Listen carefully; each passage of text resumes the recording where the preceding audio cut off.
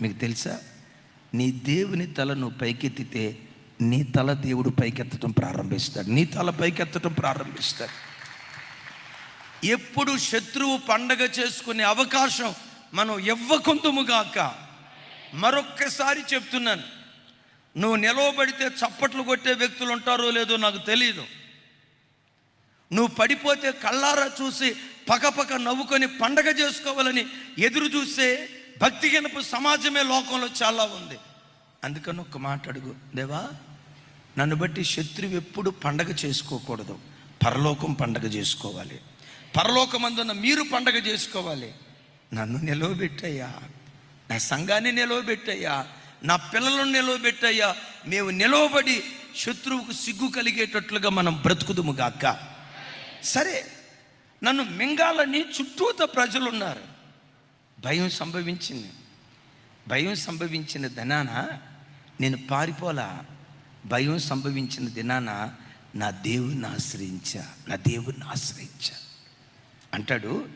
భయము సంభవించు దినమున అనండి, అక్కడ భయము సంభవించు దినమున నిన్ను ఆశ్రయించుచున్నాను. తమ్ముడు, ఒకసారి నా వైపు చూడు. ఎప్పుడైనా ఏదైనా ఒక విషయాన్ని బట్టి గుండెల్లో ఒక భయం ప్రారంభమైతే వాళ్ళకి ఫోన్ చేయకు. నీ మొట్టమొదటి ఫోన్ కాల్ దేవుని దగ్గరికి వెళ్ళును గాక. నీవు అనుభవించే కష్టాన్ని గుర్చిన మొట్టమొదటి సమాచారం, నీవు అనుభవిస్తున్న కష్టాన్ని గుర్చిన మొట్టమొదటి సమాచారం నీ దేవుని యొద్దకే నువ్వు చారవేయదు గాక. అలా చారవేస్తే ఈ దేవుడు ఎవరో తెలుసా? నీకు కలిగిన భయములన్నిటి నుంచి విడిపించే భయ విముక్తి శిల. దావీదు ఒకసారి కీర్తన చూడండి, ఒకసారి ఆ మాట.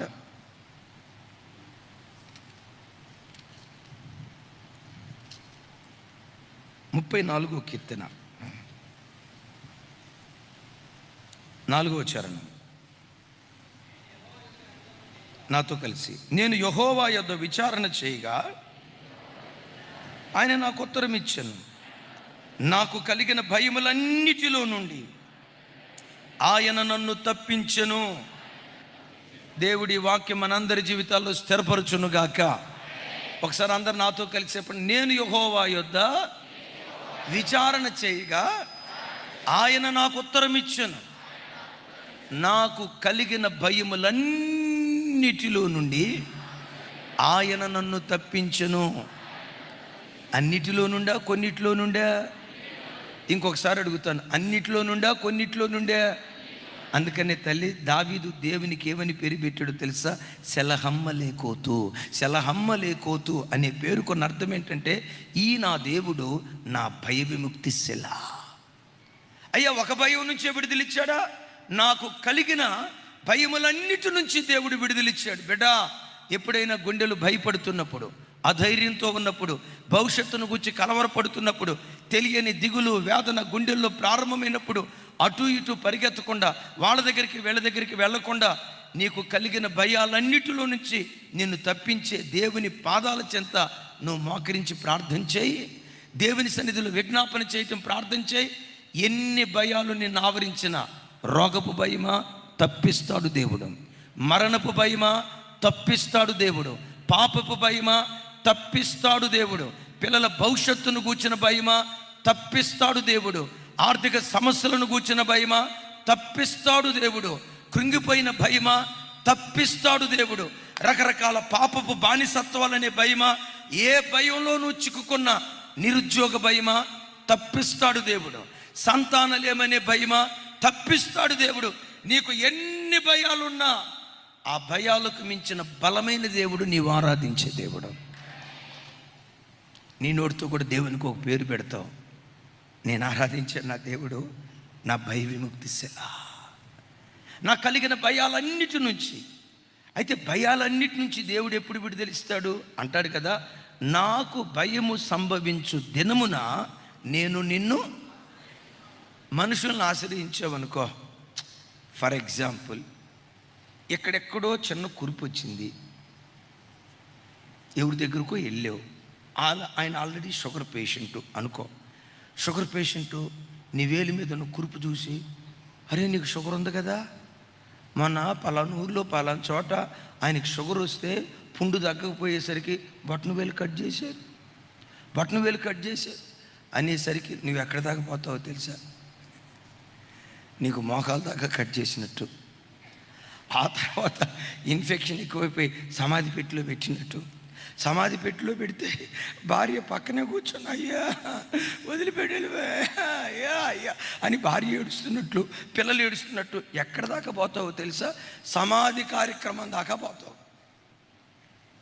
మనుషుల దగ్గరికి వెళ్తే మూలిగే నక్క మీద తాటికాయ పడ్డట్లు నీ భయాన్ని పెంచుతారు, నీ బీపీ పెంచుతారు. నా దేవుడు ఎవరో తెలుసా? పెంచే దేవుడు కాదు, వాటన్నిటిని తగ్గించే దేవుడు. తగ్గించే దేవుడు కాదు, తొలగించే దేవుడు ఆయన. హల్లెలూయా. కొన్ని పరిస్థితులను దూరం అయిపోయినా, అవును, ఒంటరి పక్షిలాగా జీవితంలో మిగిలిపోయావేమో. నిశీది రాత్రిలో ఎటు వెళ్ళాలో ఏం చేయాలో దిక్కు తోచని దయనీయ స్థితిలో అల్లాడిపోతున్నావేమో.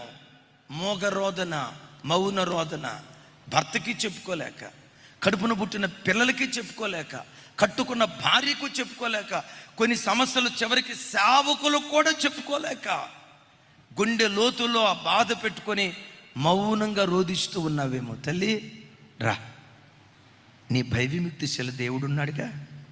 నీ కలిగిన భయాలన్నిటిలో నుంచి తప్పించే దేవుడు ఉన్నాడుగా. ఆయన పాదాలు పట్టుకో, ప్రతి భయము నుంచి నా దేవుడు నేను తప్పించును గాక అంటాడు. నాకు భయము సంభవించు దినమున నిన్ను ఆశ్రయిస్తానని చెప్పి ఆ తర్వాత వచ్చిన చూడండి, కీర్తనల గ్రంథం 56వ కీర్తన, 56వ కీర్తన. రైట్. దేవుని బట్టి నేను ఆయన వాక్యమును కీర్తించేదను. చూసారా, ఇప్పుడు భయం నుండి ఎక్కడికి వెళ్ళిపోయాడు? భయం నుండి ఎక్కడికి వెళ్ళిపోయాడు? అయ్యో కొంచెం గట్టిగా. భయం నుంచి ఎక్కడికి వెళ్ళిపోయాడు? మీరేదో ఏమంటున్నారో నాకు అర్థం కావాలి, వినపడాలా. భయం నుంచి ఎక్కడికి వెళ్ళిపోయాడు? వాక్యం దగ్గరికి వెళ్ళిపోయాడు. ఆ వాక్యం ఏం చేసింది? భయం సంభవించినప్పుడు దేవుని దగ్గరికి వెళ్ళాడు, అదే వాక్యం దగ్గరికి వెళ్ళాడు. దేవుని దగ్గరికి వెళ్ళాడో లేదో ఆ భయం కీర్తనగా మారిపోయింది, కీర్తనగా మారిపోయింది. అంటాడు, దేవుని బట్టి నేను ఆయన వాక్యమును కీర్తించెదను, దేవుని యందు నమ్మిక ఉంచి ఉన్నాను, నేను భయపడను, శరీరధారులు నన్నేమి చేయగలరు? అంటే ఏదైనా చేస్తే దేవుడే చేయాల, దేవుడు తప్ప నన్ను ఎవరు ఏం చేయలేరు అనండి గట్టిగా. ఇంకోసారి, రేపు నువ్వు ఉద్యోగానికి వచ్చేసరికి నీ చేతిలో ఏమంటారు దాన్ని, టెర్మినేషన్ లెటరా ఏంటది? నేను అమ్మ, రిజిగ్నేషన్ అనేది మనం చేసేది అది. అక్క నువ్వు నాకు ఇంగ్లీష్ ట్రాన్స్లేటర్ కరెక్ట్గా లేదు. రైట్. రేపు నువ్వు ఉద్యోగ స్థలానికి వచ్చేసరికి నీ చేతిలో నేను ఉద్యోగం నుంచి ఊసు చేసిన లెటర్ పెట్టకపోతే నన్ను అడగండి అని అన్నారా? వెంటనే ఇది గుర్తుకు తెచ్చుకో. ఏమో నేను వెళ్ళేసరికి ఆడే ఊస్టింగ్ అయిపోతాడేమో అనుకోవాలి. ఆయన ఏదైనా చేయగలుగుతాడు. ఆ మాటని నన్ను ఉద్యోగం నుంచి తీసేస్తాడట, ఉద్యోగం నుంచి తీసేస్తే నేను ఎట్టా బతికేది,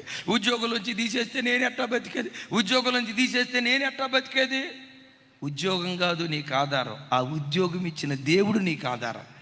ఒకవేళ ఆ ఉద్యోగం పోయిందనుకో, ఆ ఉద్యోగం పోయిందనుకో, 10,000 రూపాయలు ఉద్యోగం పోతే 50,000 రూపాయలు ఉద్యోగం ఇవ్వడానికి దేవుడు శక్తి కలిగిన వాడు.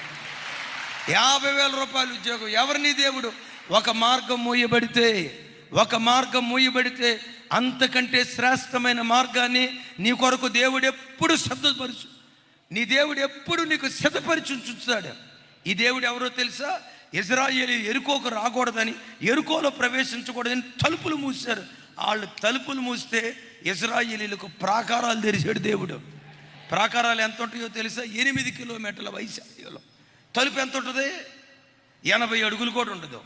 20 అడుగులు వెడల్పున్న తలుపు మూస్తే 8 కిలోమీటర్ల ప్రాకారాన్ని దేవుడు తెరిచాడు. చిన్న అవకాశాన్ని కోల్పోతే శ్రేష్టమైన మార్గాన్ని ఎప్పుడు దేవుడు నీ కొరకు తెరిచే ఉంచుతాడు అన్న సంగతి ఎప్పుడు మర్చిపో. ఆ రోజుల్లో మన చర్చికి వచ్చేవాళ్ళు ఎపెక్స్ కంపెనీలో పనిచేసేవాళ్ళు. గంగాధర్ అని, యోసెఫ్ బ్రదర్ అని, రమేష్ బ్రదర్ అని వచ్చారా వాళ్ళు? రమేష్ బ్రదర్ వచ్చాడు. ఒకసారి నిలబడిన ఆయన, నీ చరిత్ర చాలా ఉంది చెప్పాలా. పుణ్యాత్ముడు వాళ్ళ ఊరిలో ఉంటే సినిమాకి వెళ్తే morning show, matinee, first show, second show, 4 షోలు చూసుకొని మరలా రాత్రి అక్కడే పండుకొని మరుసటి రోజు మరలా ఆయనకి అందరూ పోల్దండి ఆయన చూద్దాం. అట్లాంటి పాపపు ఊబిలో నుంచి బిడ్డను బయటికి తీసుకొచ్చాడు. ఎబేజ్ బ్రదర్ వచ్చారా? మేబీ ఫస్ట్ సర్వీస్లో వచ్చి ఉంటారు. సడన్గా ఎపెక్స్ కంపెనీ నుంచి వాళ్ళని తీసేశారు. అక్కడ కంపెనీలో ఉన్న పరిస్థితులను బట్టి తీసేశారు. సడన్గా ఉద్యోగం తీసేసిన తర్వాత తెలియకుండా భయం ఉంటుంది కదా. ఆ బిడ్డలు ఎంత అల్లాడిపోయారో నేను ఎరుగుతున్నా, వాళ్ళ కుటుంబ సభ్యులు ఎరుగుతారు. అప్పట్లో 15,000 18,000 అట్లా వచ్చాయేమో, అంతేనా? ఓ 15,000 18,000 వచ్చాయేమో.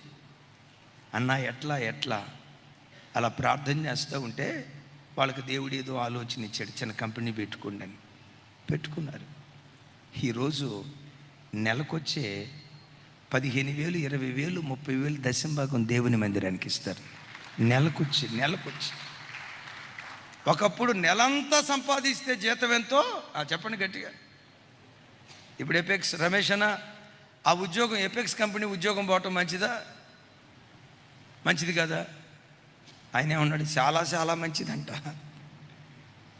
బయటకు వచ్చారు, కంపెనీ పెట్టుకున్నారు, ఆశీర్వదించాడు. చక్కటి ఇల్లు కట్టుకొని దేవుని చేత బహుగా బిడ్డలందరూ దీవించబడ్డారు. ఆల్మోస్ట్ అందరూ దీవించబడ్డారు. నేను ఎందుకు ఈ మాట చెప్తున్నాను తెలుసా? ఒక చిన్న అవకాశాన్ని కోల్పోతే శక్తివంతమైన అవకాశాన్ని నీ కొరకు దేవుడు ఎప్పుడు సిద్ధపరిచి ఉంచుతాడు. తలుపులు మూయబడితే ప్రాకారాలు తెరుస్తాడు దేవుడు. హల్లెలూయా. ఎప్పుడు జీవితంలో ఉద్యోగం నీకు ఆధారం కాదు, ఆ ఉద్యోగం ఇచ్చిన దేవుడు నీకు ఆధారం. ఆ వ్యాపారం నీకు ఆధారం, ఆ వ్యాపారం కాదు నీకు ఆధారం, ఆ వ్యాపారం ఇచ్చిన దేవుడు నీకు ఆధారం. ఆయన ఆధారం చేసుకొని బ్రతుకు. దానికంటే శ్రేష్టమైన మార్గాన్ని దేవుడు తెరుచును గాక.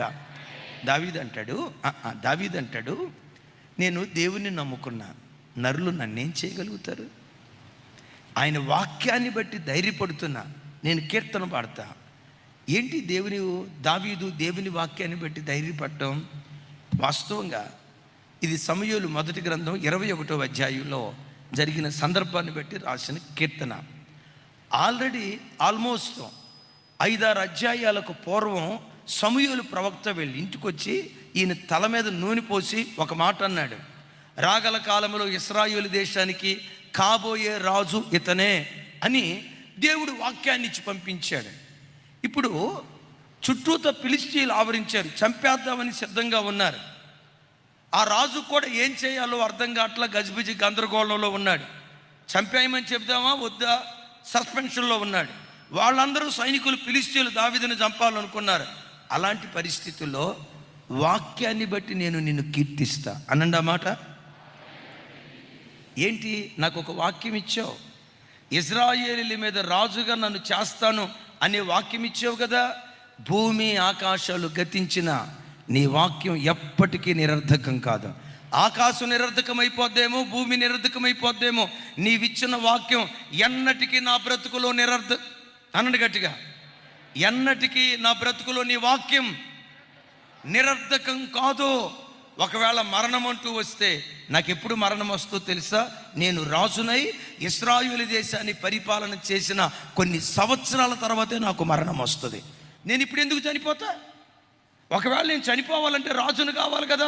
రాజు కాకుండా చనిపోతే వినండి, నా దేవుని వాక్యం ఏమైపోతుంది? నా దేవుని వాక్యం నిరర్థకమైపోతుంది. ఇక్కడే కాదు, సమూయేలు మొదటి గ్రంథం 30వ అధ్యాయంలో దావీదు ప్రాణ స్నేహితులు 600 మంది దావీదు ప్రాణం తీయాలని దావీదు చుట్టూతా నిలవబడ్డారు. అక్కడ రాయబడి ఉంటుంది, 600 మంది దావీదు చుట్టూతా ఉంటే అక్కడ రాయబడి ఉంటుంది, అయితే దావీదు దేవుడైన యెహోవాని బట్టి ధైర్యము తెచ్చుకునేను. దేని బట్టి ధైర్యం తెచ్చుకున్నాడు అంటే, దేని బట్టి ధైర్యం తెచ్చుకున్నాడంటే, దేవుడైన యెహోవా తనకిచ్చిన మాటను గుర్తుకు తెచ్చుకొని ధైర్యం తెచ్చుకొని, వాళ్ళు నన్ను చంపలేరు, కోల్పోయిందంతా మరలి తిరిగి పొందుకుంటానని పరిగెత్తుకుంటూ వెళ్ళాడు. కోల్పోయిన దానికి ప్రతిగా రెట్టింపు పొందుకున్నాడు. నేను మీతో చెప్పే మాట, ప్రతి దినం వాక్యం చదువుతూ ఆ వాక్యాన్ని బట్టి నిన్ను నువ్వు ధైర్యపరుచుకోవటం నేర్చుకుందువుగాక. ఎట్లా? ఓ 10 లక్షల రూపాయలు అప్పు ఉంది. సైతాన్ గారు అన్నాడు, నువ్వు నెలకొచ్చి 20,000 రూపాయలు ఇంట్రెస్ట్ కడుతున్నావు, నీ జీతం 40,000, 20,000 ఇంట్రెస్ట్కి పోతే 20,000తో కుటుంబాన్ని ఎట్లా పోషించుకుంటావు? నువ్వు తలకాయ కింద పెట్టి కాళ్ళు పైకి లేపి శిరశాసనం వేసి ప్రార్థన చేసినా నీ ప్రార్థన దేవుడు విండవు. నా మాటను, ఈ అప్పుల బాధ నువ్వు భరించేదానికంటే చచ్చిపోతే మంచిది, నువ్వు చచ్చిపోతే మంచిది అని నిన్ను ఆవరించిన అప్పుల సమస్య నిన్ను బాధిస్తుంది. వాక్యాన్ని బట్టి ఎట్లా ధైర్యం తెచ్చుకోవాలి? నా దేవుడు అన్నాడు, నువ్వు అప్పిచ్చేవాడిగా ఉంటావు కానీ అప్పు చేయవు అన్నాడుగా. ఆ వాక్యాన్ని పట్టుకొని, దేవా బుద్ధి గట్టి తినో, నా తెలివి తక్కువతనం వల్ల, సరిగ్గా క్యాలిక్యులేషన్ లేకపోవటాన్ని బట్టో, నా అవివేకాన్ని బట్టో, నా సోమరిత తప్పేది కారణం ఏదైనా అప్పుల పాలైపోయా. అయినా నువ్వు అన్నావు కదా, నువ్వు అప్పిచ్చేవాడిగా ఉంటావు కానీ అప్పు చేయవని. దేవా నా స్థితి మార్చు, నీ వాక్యాన్ని బట్టి నేను బ్రతుకుతున్నా. నువ్వు అప్పిచ్చేవాడిగా ఉంటావు అని అన్నావు కదా, ఈరోజు చాచే చెయ్యే, రేపు ఇచ్చే చెయ్యిగా నిశ్చయంగా నా దేవుడు మారుస్తాడు. నా జీవితంలో దేవుడి కార్యం చేస్తాడు. ఆ మాట గుర్తుకు తెచ్చుకొని వాక్యం చేత నిన్ను బ్రతికించుకోవటం ప్రారంభించాలి. దీన్నే వాక్యం చేత బ్రతకటం అంటే, వాక్యం నాకు ఆహారం అంటే, ఈ వాక్యం అనే ఆహారం చేత ప్రతిదినం నిన్ను నువ్వు ధైర్యపరుచుకోవటం ప్రారంభించాలి. Praise the Lord. సహజంగా నేను చాలాసార్లు చెప్తా కదా, అక్కోళ్ళు నిజంగా మంచి కన్నీటి ప్రార్థనా పరులు. నేను అక్కోళ్ళని చూసినప్పుడల్లా కొన్నిసార్లు అనుకుంటా, స్త్రీ జన్మ ఎంత ధన్యమైందిరా బాబు. ఈ మగ మహారాజులకి ఏడవమన్నా ఏడుపు రాదు, ఎందుకంటే ఇదంతా ఏడిపించే బ్యాచ్. వీళ్ళు చూడండి, ప్రార్థనలో మోకరించారంటే ఎంత చక్కగా ఏడుస్తూ ప్రార్థన చేస్తారు. ప్రార్థనలో మోకరించినప్పుడు చక్కగా ఏడుస్తూ ప్రార్థన చేస్తారు. వీటన్నిటిలో మీరు బాగా ఏడ్చేది ఎప్పుడో తెలుసా? భర్త డ్యూటీకి వెళ్ళేటప్పుడు పెట్టమని ఒక దెబ్బ కొట్టి, రాత్రి వచ్చిన తర్వాత నీ అంతు తేలుస్తా, ఒక మాట వెళ్ళాడు, ఒక మాట అని వెళ్ళాడు. అప్పుడు ప్రార్థనలో మోకరిస్తే వస్తుందండి ఏడుపో. అయ్యో బాబోయ్, మంజీరా ట్యాంకర్ ఎందుకు పనికి వస్తుంది? గోదావరి డ్యామ్ ఎందుకు పనికి వస్తుంది? పడబడ కన్నీళ్ళు గారుస్తా. ఏడవటం మంచిదే. సైతాన్ గాడు ఎప్పుడు వచ్చి అంటాడు, నువ్వెంత ప్రార్థన చేసినా మీ ఆయన మారడం, చచ్చిపో, మీ ఇంట్లో సమాధానం రాదు, చచ్చిపో. అప్పుడు నువ్వు అనాలా, సైతానా నేను చావను, నిన్ను చంపుతా. నా దేవుడు ఎవరో తెలుసా? నా సరిహద్దులలో సమాధానాన్ని కలుగు చేసే దేవుడు నా దేవుడు. నిజమే, ఈరోజు నాకున్న భర్తకు మనస్మర్థం ఉంది. నిజమే, నాకున్న పిల్లలకు మనస్మర్థం ఉంది. నిజమే, నా అల్లుడికి కూతురికి మనస్మర్థం ఉంది. మనస్మర్థం ఉందన్నంత మాత్రాన వచ్చేయి అని అనకండి. మనస్మర్థం ఉన్నంత మాత్రాన సూటిగా చదువుకొని అనండి, చల్లో చెన్నైపట్నం అనకండి. నేను ఆరాధించే నా దేవుడు నా సరిహద్దులలో సమాధానాన్ని కలుగు చేసే దేవుడని వాక్యాన్ని బట్టి నువ్వు ధైర్యం తెచ్చుకో. ఆ వాక్యమే ప్రతి గాఢాంధకారపు పరిస్థితిని మధ్యాహ్న కాల తేజస్సుగా మార్చడం ప్రారంభిస్తుంది. చప్పలు కొడితే సైకు స్తోత్రాలు చెప్దాం.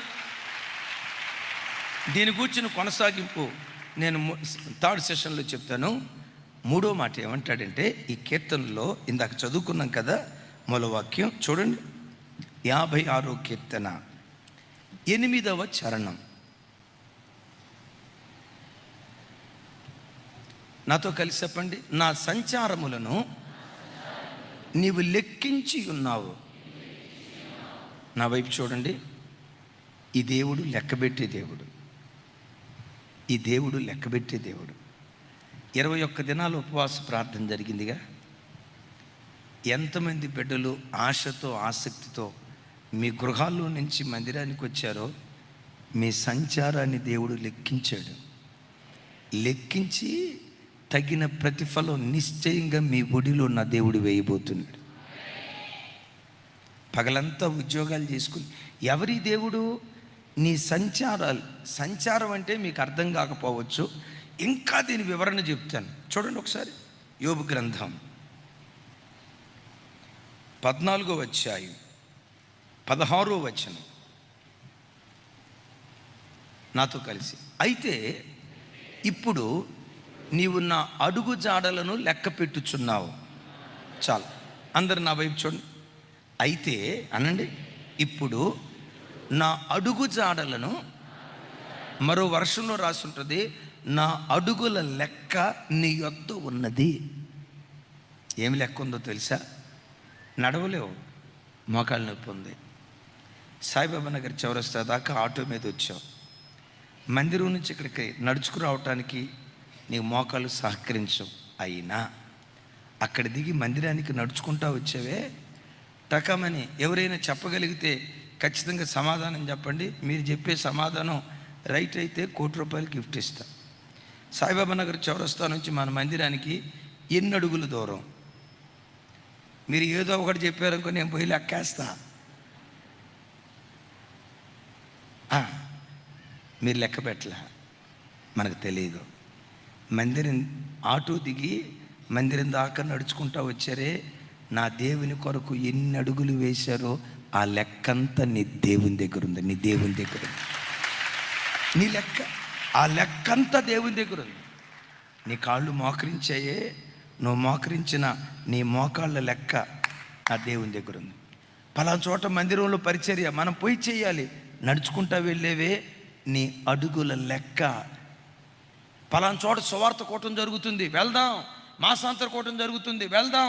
ఉపవాస ప్రార్థన జరుగుతుంది, వెళ్దాం అని దేవుని సన్నిధికి పరిగెత్తుకుంటా వచ్చేవే, నీ అడుగుల లెక్క. నీ అడుగుల లెక్క దేవుని వైపు, దేవుని సన్నిధికి రావటానికి నువ్వు వేసిన అడుగుల లెక్క, ప్రతి లెక్క దేవుని దగ్గర ఉంది. అదే సమయంలో దేవుని దగ్గరికి వచ్చిన నీవు సినిమా హాల్కి వెళ్తే సినిమా హాల్ వైపు వేసిన అడుగుల లెక్క కూడా దేవుని దగ్గర ఉంది. బ్రాందీ షాప్కి వెళ్తే బ్రాందీ షాపు లెక్క కూడా దేవుని దగ్గర ఉంది. ఐమాక్స్ థియేటర్కి వెళ్తే ఐమాక్స్ థియేటర్కి నడుచుకుంటా వెళ్ళేవే, ఆ అడుగుల లెక్క కూడా దేవుని దగ్గర ఉంది. అపవిత్రమైన కార్యక్రమాలు చేయటానికి ఒకవేళ నువ్వు నడుచుకుంటా వెళ్తే ఆ అడుగుల లెక్క కూడా దేవుని దగ్గర ఉంది. వైన్ షాప్కి ఒకవేళ నువ్వు నడుచుకుంటా వెళ్తే ఆ అడుగుల లెక్క కూడా దేవుని దగ్గర ఉంది. ఈ దేవుడు ఎవరో తెలుసా? నీ అడుగులను లెక్కించే దేవుడి దేవుడు. ప్రతి లెక్క దేవుని దగ్గర ఉంది. అంటాడు, నా అడుగు చాడలను నువ్వు లెక్కించి ఉన్నావు. ఎవరన్నారు ఈ మాట? యోబు భక్తుడు అన్నాడు. ఇదే యోబు భక్తుడు ఒక స్థలంలో అంటాడు, చూడండి ఆ మాట. 37వ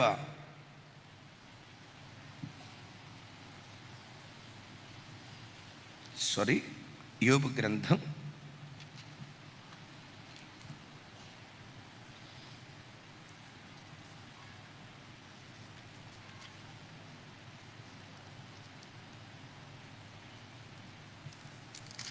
'నేను ఆయన యొద్దకు రాజు వలె వెళ్తాను, నా అడుగుల లెక్క ఆయనకి చెప్తాను' అంటాడు. రైట్, నా అడుగుల లెక్క.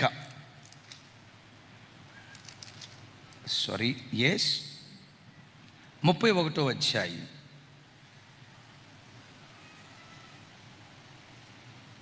37వ వచనం నాతో కలిసి చెప్పండి.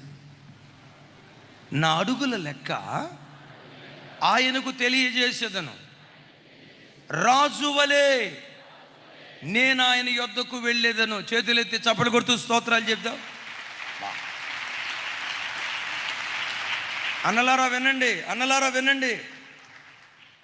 ఈ మాట ఒక మనుషుడు మాట్లాడటానికి మానవ భాషలో చెప్తాను, ఎన్ని గడ్స్ ఉంటేనే ఈ మాట మాట్లాడగలుగుతాడు. ఈ మాట అనటానికి ఒక క్రైస్తవుడికి ఎంత దమ్ము ధైర్యం ఉండాలో ఆలోచించండి. ఏమంటాడు తెలుసా?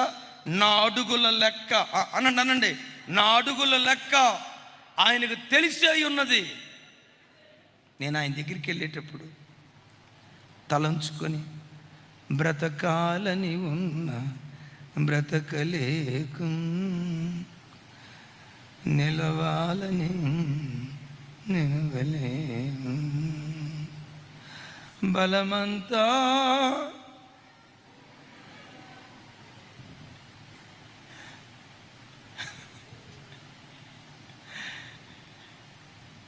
బలమ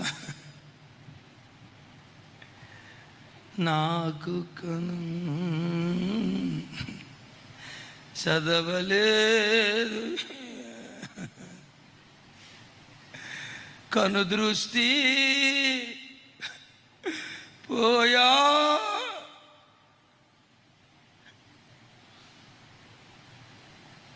ఆ పాట పాడుకుంటా పోను. నాకు ధనము ఉన్నంత వరకు ఇయ్యలేదు నీ సేవకు, ధనమంతా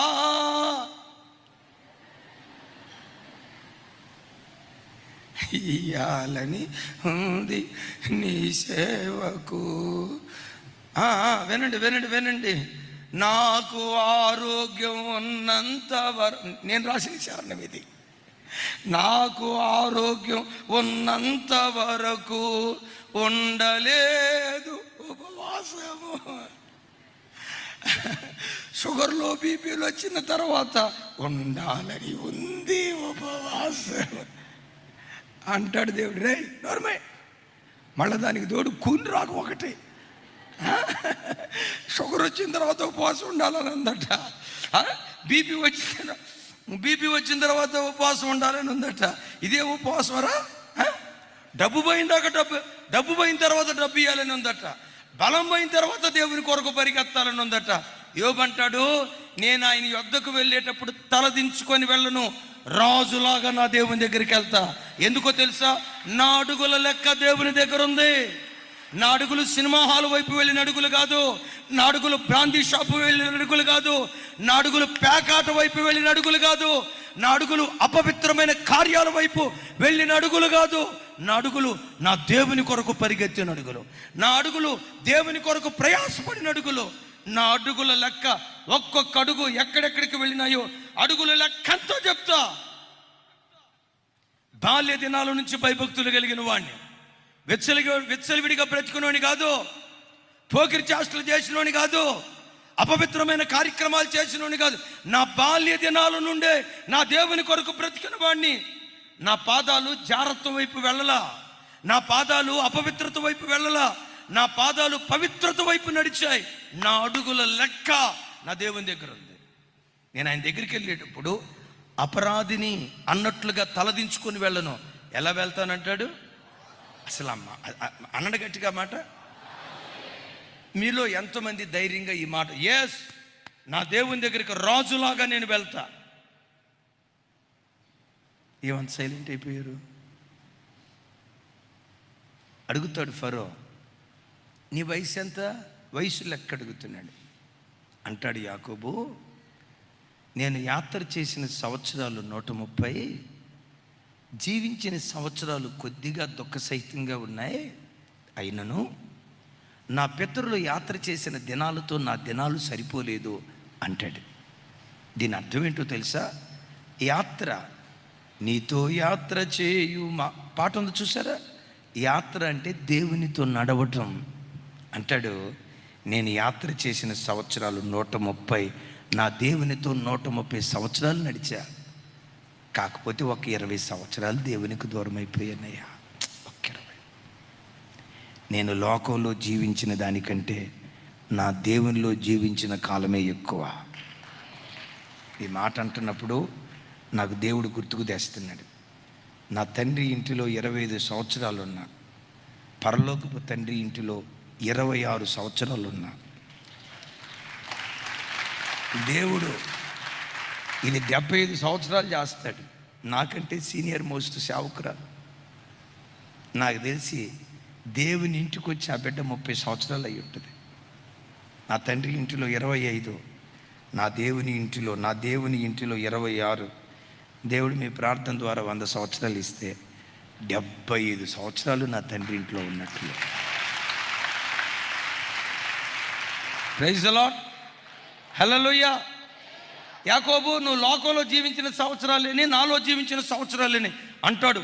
130 సంవత్సరాలు నా దేవునితో యాత్ర చేశా. నేను లోకంలో జీవించిన సంవత్సరాల కంటే నా దేవునితో బ్రతికిన సంవత్సరాలే ఎక్కువ.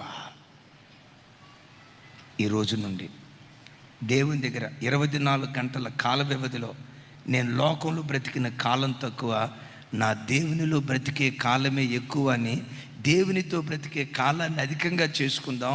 యేసుక్రీస్తు మధ్యాకాశానికి వచ్చినప్పుడు, భాస్కరనా మనం ఆయన దగ్గరికి ఎట్లా వెళ్తాం అంటాడు యోబు గారు.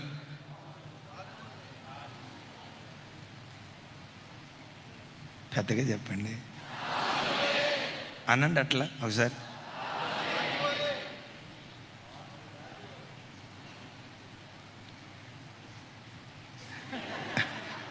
నాకులాగా అనండి ఇట్లా. రాజులాగా నా దేవుని దగ్గరికి వెళ్తా. నా అడుగుల లెక్క నా దేవునికి తెలుసు. ఈరోజు మందిరానికి నడుచుకుంటూ వచ్చారు కదా, ఎన్ని అడుగులు వేశారో ఆ లెక్క దేవుని దగ్గర ఉంది. రక్షించబడిన నాటు నుండి ఎన్ని రోజులు ఉపవాసం ఉన్నారో ఆ లెక్క దేవుని దగ్గర ఉంది. ఎన్ని కన్నీటి చుక్కలు కాచారో, మీరు కాచిన ప్రతి కన్నీటి చుక్క లెక్క మీ దేవుని దగ్గర ఉంది.